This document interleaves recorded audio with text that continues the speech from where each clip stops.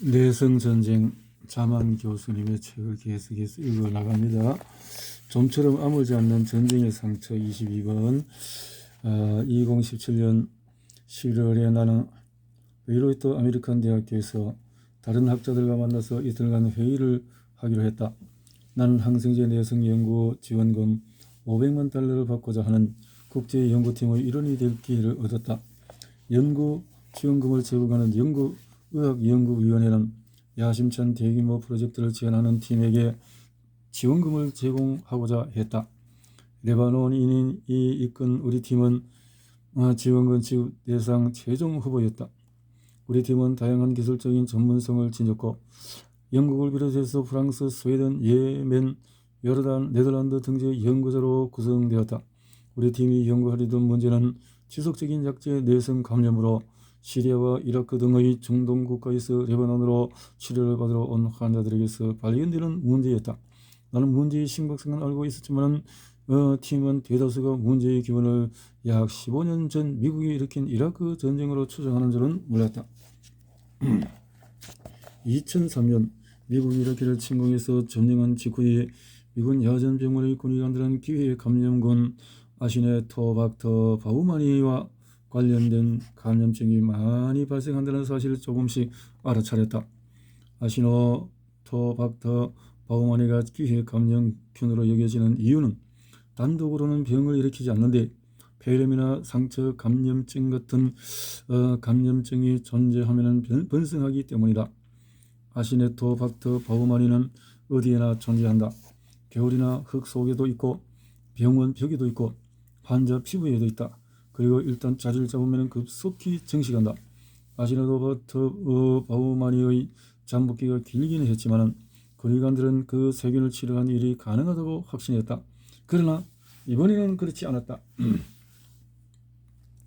미군 야전병원이 직면한 문제는 세균이 널리 퍼졌다는 점이 아니었다. 군의관들의 걱정거리는 그 그람 음성균이 최상급 항생제 중에서 상당수의 심각한 수준의 내성을 보인다는 점이었다.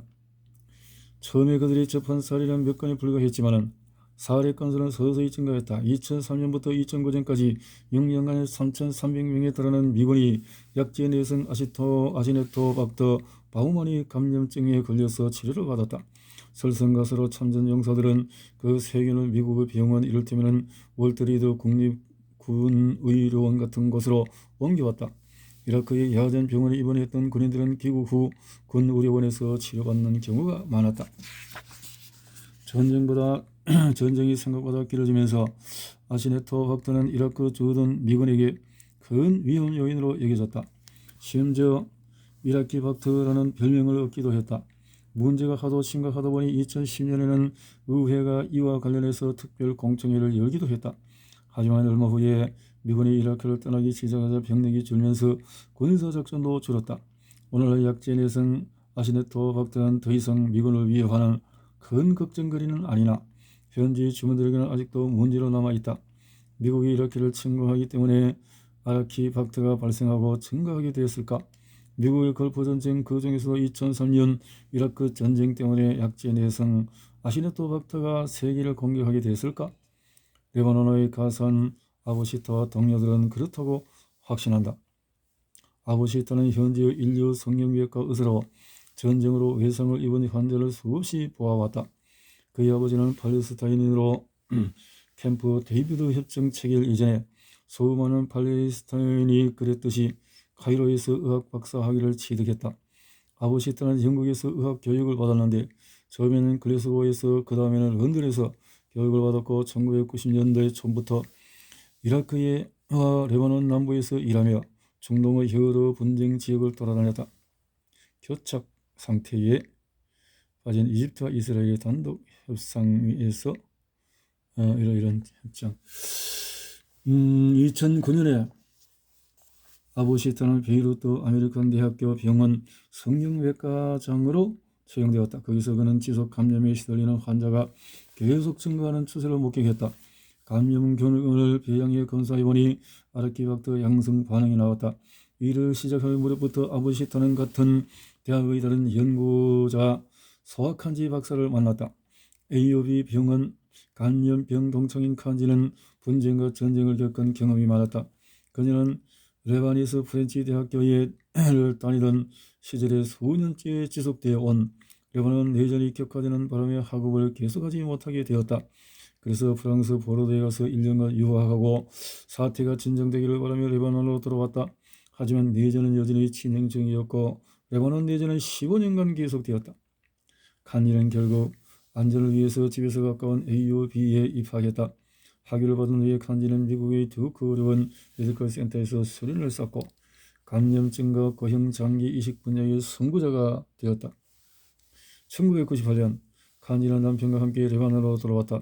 귀국 후에 몇 년간 칸지가 목격한 감염증은 세계 다른 곳곳에서 보고된 감염증과 비슷했다. 그런데 2006년에 상황이 급변했다. 이스라엘이 레바논을 다시 침공했고 여러 건물, 다리, 사회 기반 시설이 파괴되었다. 그와 동시에 AOV 감염 병동을 찾는 환자들이 거의 모든 항생제의 심각한 소전의 내성을 보이기 시작했다. 걱정이 커지던 칸지는 담당 병동에 온 환자에게서 채취한 샘플을 하나도 빠짐없이 철저히 배양하라고 지시했다. 그리고 2007년경에 칸지 연구팀은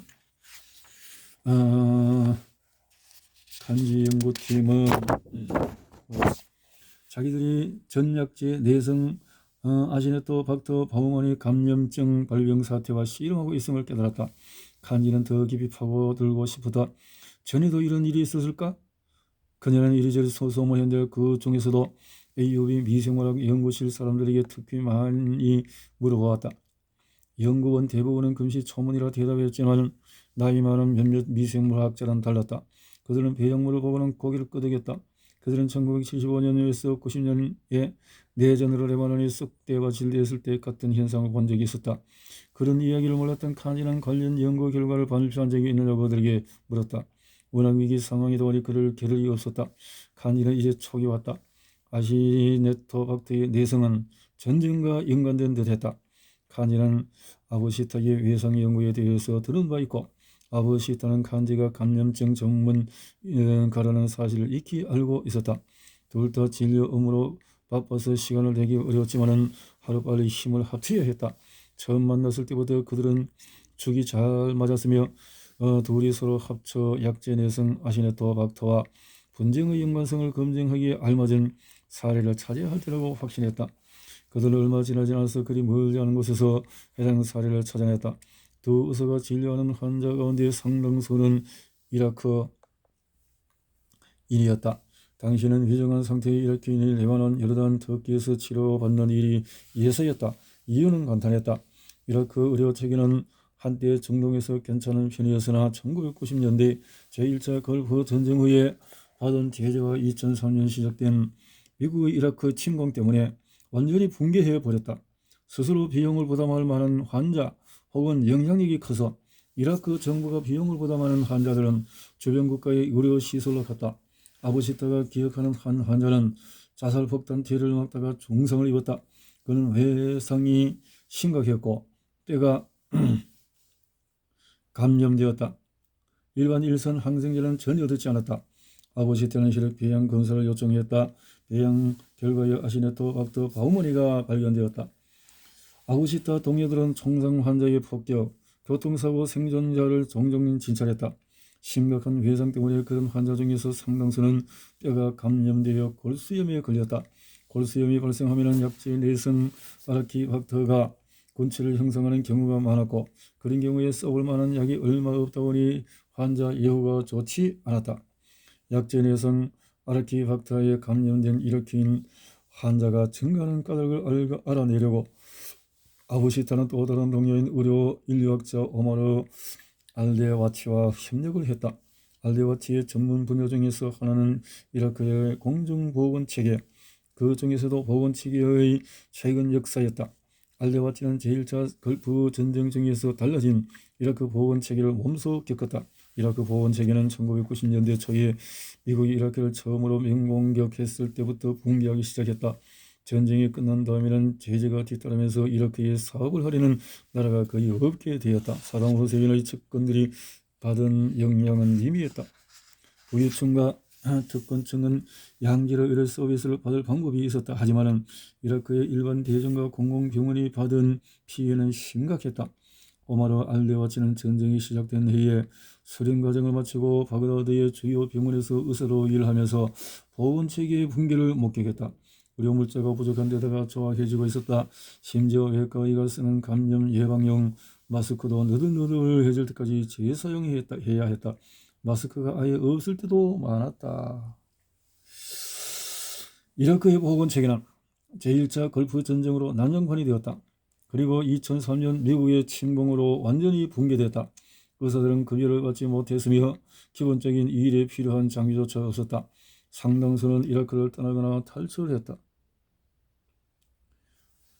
알데와치도 그 중에 한 명이었다. 그는 베이루트를 거쳐서 하버드로 가서 박사 과정을 밟았다. 알데와치는 학업에 매진하던 중에 캐나다에 갔다가 이라크 여권으로 미국에 재입국하지 못한다는 말을 들었다. 후세인 집권기에 발급된 그의 여권은 이제 효력이 없었다. 발이 묶인 알데와치는 캐나다의 의료인 인류학자 빈킴 응우연 박사를 만나 함께 일하기 시작했다. 응우연 관심사는 유달리 국제적이었다. 베트남과 스위스 출신의 부모에게서 태어난 그는 영국에서 자라서 캐나다로 이주했다. 연구와 조사를 수행하던 중에서 응우연은 에이즈 바이러스에 세계에서 어떻게 대응하는지, 그런 대응이 아프리카에서 에이즈를 앓는 사람들에게 어떤 의미가 있는지에 깊은 관심을 갖게 되었다. 알데와치가 의료 접근성, 외상, 전쟁 상흔 문제에 관심이 있다는 데 공감한 응우연은 알데와치가 미국으로 돌아갈 방법을 찾는 동안에 머물 곳을 마련해 주었다. 두 사람은 친구로서 그리고 같은 학자로서 가까워졌다. 응우연과 알데와치는 이후에도 수년간 분쟁과 전쟁의 상흔을 계속 공동으로 연구할 터였다. 알데와치는 결국 미국으로 돌아갔지만 이라크 국민으로서 입국하지는 못했다. 그의 조국을 폭격하고 침략하고 고립시킨 미국은 그를 난민으로 간주했다. 알데와치는 마지못해서 그 신분을 받아들였다. 하버드로 돌아가서 박사 과정을 마치려면 그 방법밖에 없었기 때문이다. 학위를 받은 후에 베이루트 아메리칸 대학교로 옮겨가서 아부시타와 함께 분쟁 의료 프로그램을 시작했다. 알데와치는 이라크인이다 보니까 아부시타의 수많은 이라크인 환자들과 쉽게 신뢰를 쌓았다. 그는 빠르게 데이터를 모아나갔다. 알데와치와 아부시타는 미국의 침공이 이라크 보건체계를 붕괴시키고 총알, 파편, 포탄, 오염된 흙과 물 같은 전쟁 쓰레기를 남겼을 뿐 아니라 지역 내 약 공급에도 간접적으로 영향을 미쳤다는 사실을 깨달았다.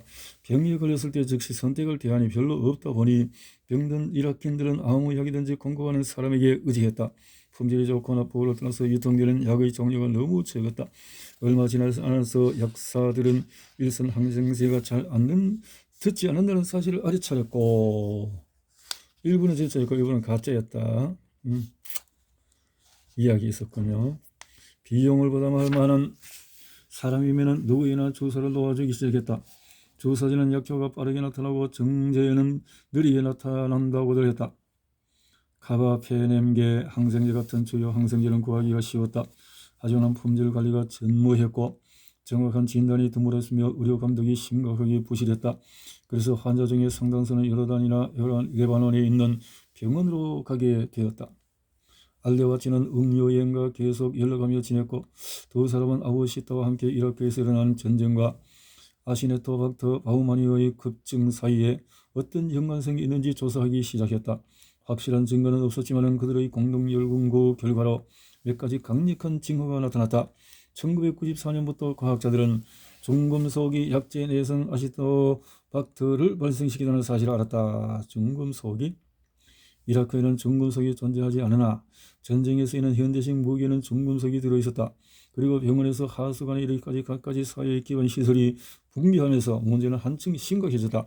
하수관이 망가지면 하수가 상수로 흘러들을 가능성이 있고 건축 자재로 쓰이는 시멘트와 금속이 폭화되어 산선적으로 부서지면 마찬가지로 물을 오염시킬 가능성이 있다. 연구팀은 그러한 오염 내성을 유발한다고 보았다. 오염이. 그런데 전쟁이 내성의 원인일까? 아니면 그저 둘 사이의 상관관계는 있을 뿐일까? 그 답을 실험으로 확실히 알아내기란 불가능하다. 답은 불분명하며 아마 앞으로도 불분명하리라. 그리고 세계는 신경 쓰지 않는다. 인간관계든 상관관계든 간에 세계인들은 이런저런 환경을 접하는데 그중에 상당수는 환경을 이용한다. 그들은 진화한다. 내성을 향해 진화한다. 문제의 책임 소재를 밝히는 일이 아무리 중요해도 계속 증가하는 내성견들은 그런 일에 아무런 관심이 없다. 전쟁에는 감염이 늘 따랐다. 20세기는 부상자들의 감염이 새로운 난리를 낳았다. 약제 내성 감염증이 환자의 위생병들에게 심각한 문제가 되었기 때문이다. 약제 내성 감염증은 2차 세계대전 때 유럽 곳곳의 전장에서 커틀러에게 포착됐고 베트남전 때의 홈스의 조사 대상이 되었고 걸프전 때 가장 고약한 형태로 나타났다. 사실 이는 전쟁의 목적 중의 하나다. 이라크를 침공했을 때 미국은 분명 태고 쪽부터 수많은 침략국이 그랬듯이 그 나라의 저항력을 저하시킬 작정이었다. 폭탄을 떨어뜨리고 그 밖의 온갖 무기를 사용한 까닭은 해를 끼치고 외상을 입히기 위해서였다. 그리고 점령 및 국제적인 강제 고립의 목적 또한 이라크의 피해를 충분히 입혀 이라크가 미국의 이익에 좀 더 부합하는 방식으로 행동하도록 만들기 위해서였다. 그러나 다시 말하지만 세계는 신경 쓰지 않는다. 그들은 국경도 아랑곳하지 않고 국가에 대한 충성심도 없이 언제나 자신을 보호하고 발전시키며 정식한다. 그렇겠죠. 그것이 세계이고 세견이란 것은 자 23번에 수인성 항생제의 위협이라. 수인성 쿰강과 아디아르 강은 인도 기둥으로 보면 짧은 강이다. 겐지스 강은 히말라야 산맥 빙하에서 발원해 인도를 가로질러 2,500여 킬로미터를 흐른 다음 벵골만으로 유입된다.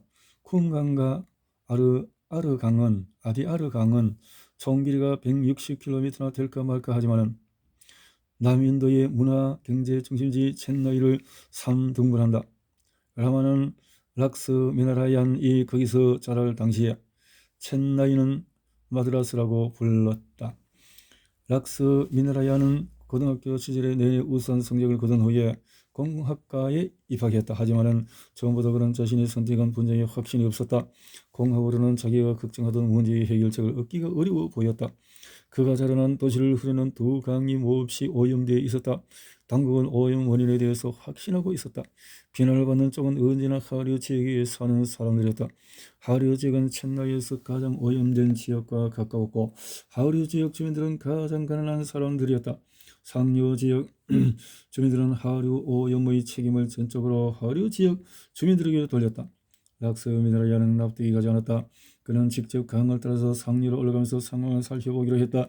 그가 알아낸 바는 아주 명백했다. 상류 지역 주민들이 버린 쓰레기와 하수가 하류 쪽으로 흘러내려갔고 상류물은 흐름이 더 원활한 덕분에 비교적 깨끗한 상태로 유지되었다.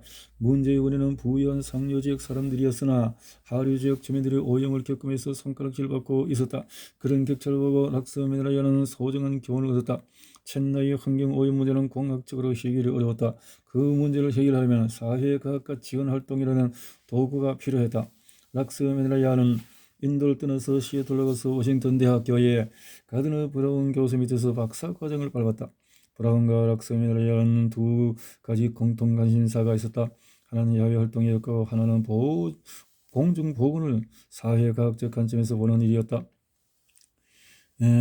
그리고 이 시기에 락스 미나라야는 항생제와 항생제 내성에 관심이 생겼다. 그때가 2000년 초였는데 당시는 소수의 과학자와 연구자만 커져가는 항생제 문제를 인식하고 있었다. 그 중에 한 명이던 락스 미나라야는 잉턴 DC의 미래자원연구소라는 기관에 취직을 했다. 그리고 2005년에 우연히 만난 두 사람 때문에 항생제 내성에 대한 관점이 완전히 바뀌었다. 락스 미나라야는 어느 워싱턴 DC에서 택시를 타고 회의 장소로 가고 있었다. 운전사는 볼티모어 출신의 젊은 흑인이었는데 락스 미나라야는 직접 직업을 물었다. 락스 미나라야니 자기가 어떤 일을 하는지 참석할 회의의 목적이 무엇인지 설명하자 운전사는 약제 내성균 감염증과 관련된 자기 사연을 이야기하고 싶어 했다. 알고 보니 그는 내성균 감염증 때문에 병원을 드나드는 처지였다. 운전사는 가난과 절망에 점점 더 깊이 빠지고 있었다. 의사들이 그의 감염증을 치료하지 못했기 때문이다. 그의 처지는 내성균 지속 감염 때문에 몹시 절박했다. 그 즈음에 락스 미나라야는 마이클 베넷이라는 사람도 만났는데 그는 락스 미나라야에게 자기 아버지 마크 베넷에 대해서 이야기해 주었다. 마크 베넷은 우크라이나 출신 유대인 이민자의 아들로 뉴욕시의 빈민가에서 자랐다. 그리고 2차 세계대전 때 군이 복무하며 남태평양 전투에 참가해 공을 세웠다. 그런 전쟁에 살아남았을 뿐만 아니라 참전중에 걸린 말라리아도 이겨냈다. 마크 베넷은 가난에서도 뉴욕시에서 일상적으로 맞닥뜨린 반유대주의에도 전쟁의 참화에도 무너지지 않는 사람이었다. 그러나 그런 다른 뭔가에 완전히 무너져 버렸다. 그 정체는 바로 메드실린 내성 황색 포도알 균이었다. MRSA. 메티실린 내성 황색 포도알균, 이게 아주 내성이 강한 균인데, 마크는 갖가지 병으로 병원을 계속 드나들다 보니 감염균에 노출돼서 생기를 잃었다. 마크를 진료한 의사들은 부주의하거나 어찌할 바 모르거나 마크의 고통에 무관심할 때가 많았다. 이제는 마크의 아들 마이클은 약제 내성과 싸우는 다른 사람들이 병원에서 아버지와 같은 취급을 받지 않게 하려고 최선을 다하고 있다. 이는 국회의사당에서 열린 공청회 중에 마이클이 락스 미네리안에게 이야기한 내용이었다. 락스 미네리안은 국회의원들이 이를 보고하며 공감을 얻었다. 인도에 있는 그의 고향 첸나이에서 가난한 사람들을 괴롭히던 문제가 전 세계 인류를 괴롭히고 있다. 락스 미나라야는 행동에 들어가기로 했고 MRS에 초점을 맞추기로 했다. 락스 미나라야는 먼저 문제의 규모를 조사했다. 이 뻔해 보이는 의문점은 한 번도 공론화되지 않았다. 아무도 연간 MRSA 감염증 사망 교수를 정량화하지 않았다. 2007년에 락스 미나라얀과 동료들은 1999년부터 2005년까지 6년간 MRSA에서 관련 입원 사례가 60% 넘게 증가했음을 보여주는 연구 결과를 발표했다.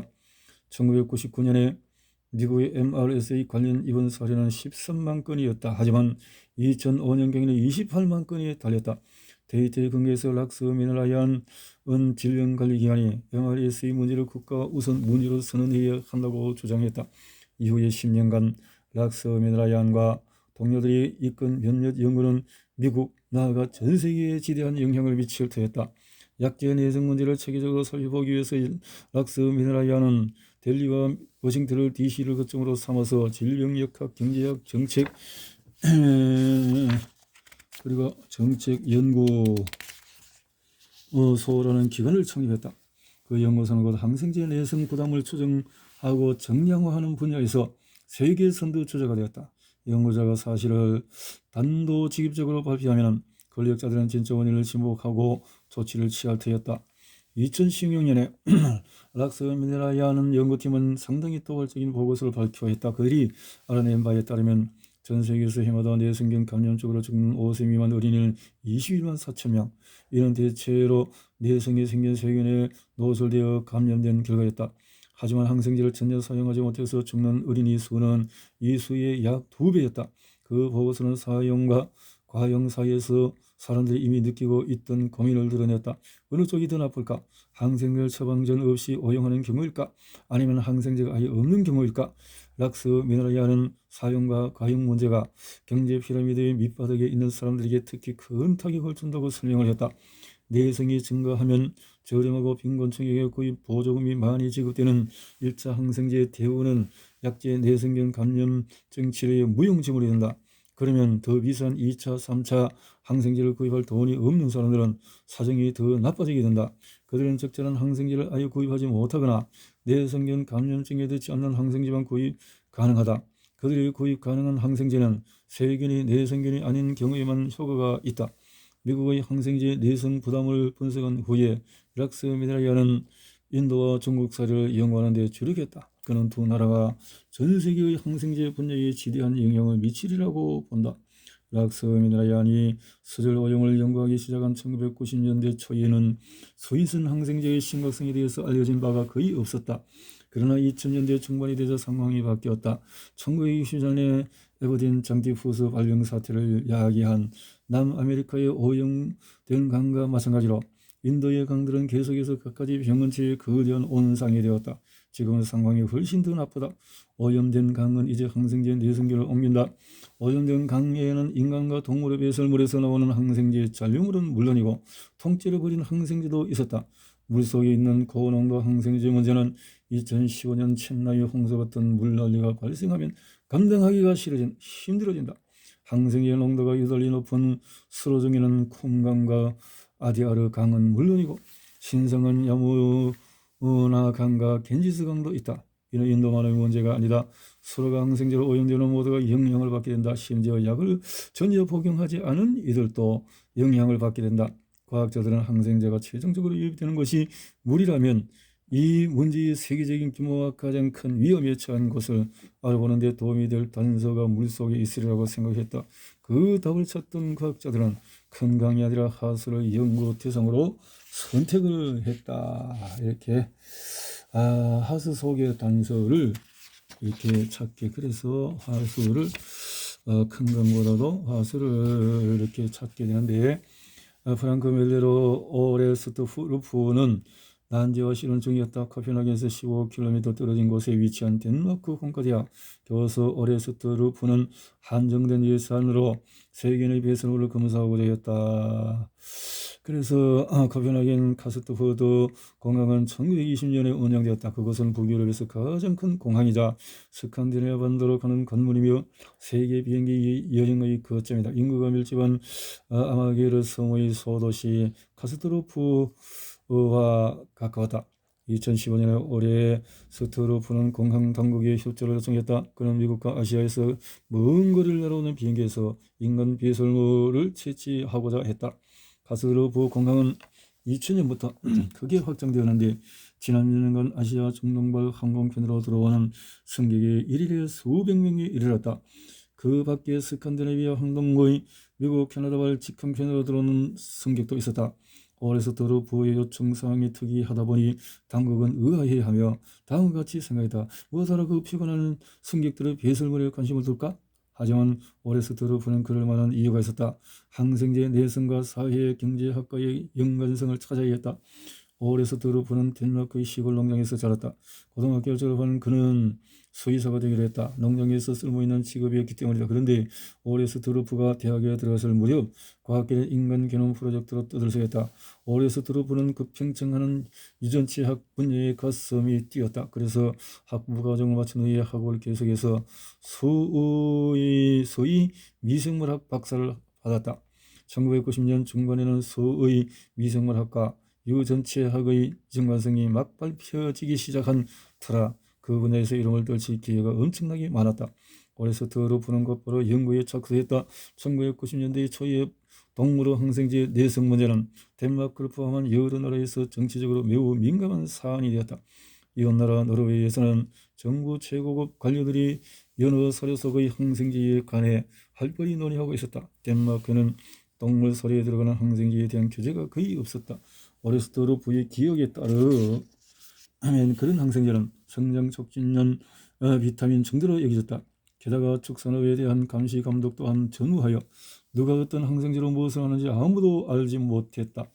오레스트루프는 덴마크와 노르웨이 사이의 인식 차이가 흥미로우면서도 걱정스러웠다. 이후 몇 년간 그는 덴마크 축산업계의 항생제 사용 양상을 추적 관찰하는 감시 체계를 개발했는데 그 체계는 미국 FDA와 농무부를 비롯한 세계 곳곳의 여러 기관에 본보기가 되었다. 동물과 관련된 감시에 공들이는 동안에 오레스트루프는 그때까지 무시되던 또 다른 문제에 관심을 기울이게 되었다. 바로 항생제 내성에 대한 허술한 국제 감시였다.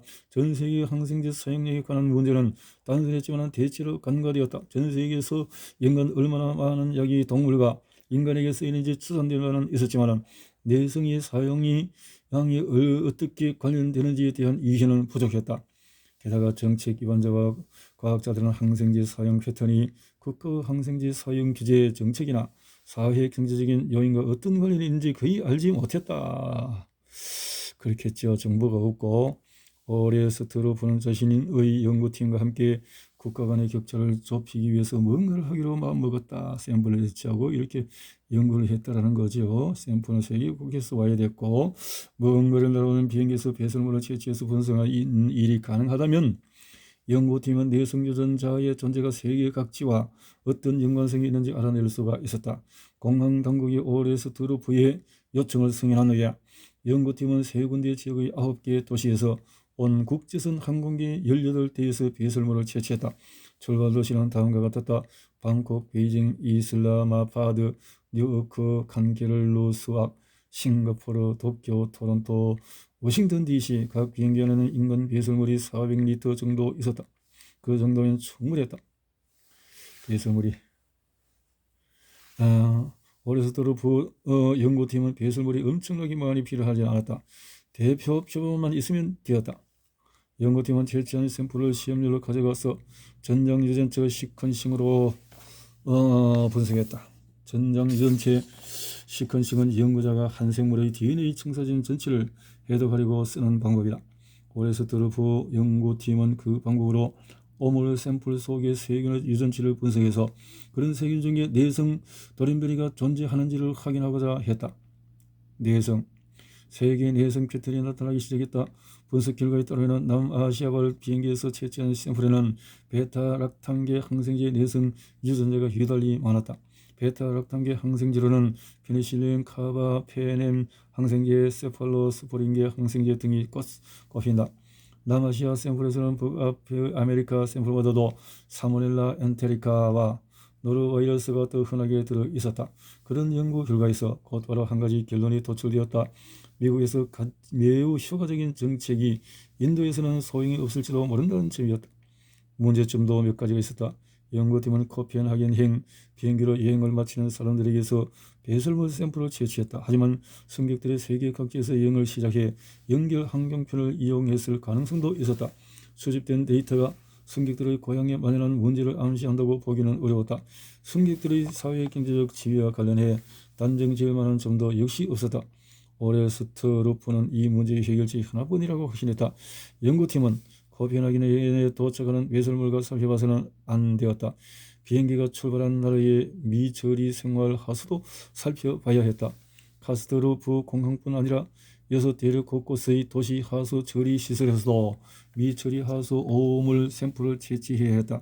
그 연구는 규모가 급격히 커지면서 비용도 많이 필요하게 되었다. 오레스트루프는 그 프로젝트를 크라우드 소싱 방식으로 진행했다. 그는 동료 공동 연구자 친구들에게 메일을 보내서 프로젝트에 참여할 생각이 있는지 물었다. 그는 연구팀은 세계 곳곳의 팀이 참여 의사를 표시할 메커니즘을 구축했다. 결국 연구팀은 참여자를 충분히 모았고 세계 하수 감기 프로젝트에 착수할 수 있었다. 참여자들은 60개국의 79곳에서 상세히 지침에 따라서 2016년 1월 25일에서 2월 5일 사이에 연이틀간 샘플을 채취했다. 참여자들은 나이지리아, 네팔, 페루, 파키스탄, 토고, 터키 등지에서 샘플을 채취하고 포장해서 덴마크 공과대학의 오레스트루프 교수 연구실로 보냈다. 연구실에서 학생과 연구원으로 구성된 팀이 전처리된 오물을 분석해 내성 유전자 유무를 확인했다. 계획했던 대로 그들은 이제 방대한 데이터를 확보했고 그 후속 연구에서 처음으로 중요한 통찰력을 얻었다. 항생제 사용은 세계 항생제 내성 고담의 주된 요인이 아니었다. 도리어 훨씬 심각한 또 다른 문제가 표면화되었다. 바로 가난이라는 문제였다. 북아메리카, 유럽, 오스트레일리아의 부유한 나라 국민은 남아시아, 라틴 아메리카, 사하라 이남 아프리카의 가난한 나라 국민보다 항생제 내성 유전자가 훨씬 적었다. 항생제 내성 유전자가 대체로 위생시설이 열악하고 영양의 실적이 높은 인도, 베트남, 브라질 같은 나라에서는 항생제 내성 유전자가 훨씬 많았다. 위생규정을 강력히 시행한 스웨덴 그렇군요. 이런 나라에는 항생제 내성 스웨덴과 뉴질랜드 같은 나라에서는 항생제 내성 부담이 훨씬 낮았다. 연구 결과는 깨우침을 주었다. 그리고 정신을 번쩍 들게 했다. 해결책을 찾으려고 이미 수천억 달러를 썼음에도 불구하고 그 문제는 여전히 전 세계의 미해결 상태에 있기 때문이다. 그리고 얼마 지나지 않아 열악한 하수 위생 문제로 파키스탄 남부의 한 도시가 세계 보건계에서 유명해질 터였다. 그 도시는 첫 번째 강금이 약제 내성 장대포스의 진원지가 되었다. 이 질병은 1964년에 에바딘 전체를 공포에 빠뜨렸던 병과 같은 종류였으나 이번에는 병질이 훨씬 더 나빴고 치료에 쓸 수 있는 약이 아주 적었다.